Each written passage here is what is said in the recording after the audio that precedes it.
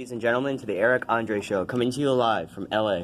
Today we have some special guests from our own American Republic government. Our first guest today will be Senator Flores, who represents Arizona. Senator, will you please briefly summarize your role in our government? Sure thing, Ken. As a senator from the Senate in Congress, I am tasked to make country decisions and make bills that later become laws. Then we pass them to the president to see if he approves it. But if the president vetoes the bill, we can override it with just a 2/3 of agreement of ours.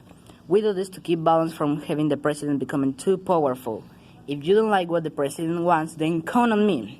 Well, don't get too cocky, because our next guest is President John Favreau. Pleasure to have me here, Ken. I should be saying that to you. So, Mr. President, why don't you tell us about your job?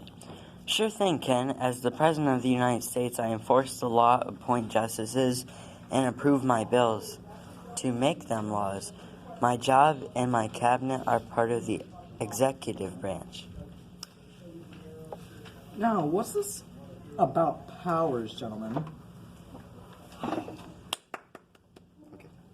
As a judge, my job is to interpret the Constitution and to handle the political disputes and deem they're either constitutional or unconstitutional. This is a huge part of government and allows us to keep the government in check. Now, what powers do you three have? I have the ability to approve or veto bills and making them laws, control over the military powers, enforcing said laws for the general public, and appointing justices for the Supreme Court. Well, I have the power to create and vote laws, and I can do cool things such as declare war and coin money. That's why being a senator is the best job ever. So join. Well, as a judge, I have the power to extend to all cases. We deem actions of the other branches moral in the eyes of the Constitution or immoral. Now, let's say a kid would want to be in the federal government in the future. What would you like to say to them? Well, for starters, to be a judge, you have to be at least 35 years old, you have to be born in the U.S., and you need to have a 14-year or more in the U.S. residency.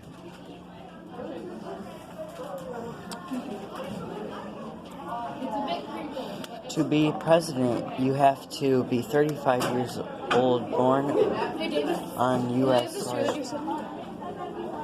soil, and have a 14-year residency. And for the president, you are allowed to take two terms, which 2 terms is 8 years of presidency. You need to be at least 270 votes to become president. Listen, kids, if you want to be a senator, you must need to have these simple requirements. You have to be 25 years old, have at least 7 years of residency, and as a U.S. citizen, and of course you must live in the state you want to represent. How do you and your fellow branches work together and make sure each other are doing their jobs? Well, if one branch does something, the other to check it, and that's actually called checks and balances. Well, that's a tricky question, but in the Senate, we can override president vetoes, not support president nominees for justice, and we can change Supreme Court jurisdiction. The branches also watch over me like the executive branch can overthrow me. Who is a great example of someone who had your job in the recent past? George Washington, Abraham Lincoln, Barack Obama. I think William McQuinn is because he did it for 33 years. It takes a lot of dedication to deal with those court sessions. I know. My friend Richard Joseph Durbrain.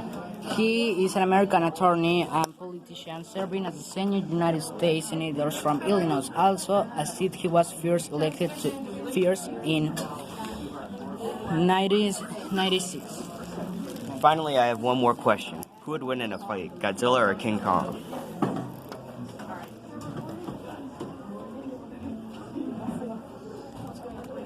Obviously Godzilla, because he has fire and spikes and a long tail. Yes, those two are going to fight in 2020. King Kong, obviously. Godzilla has such tiny arms, he can't do anything. If they join, they can rule the world universe in a fair part and in a representative part.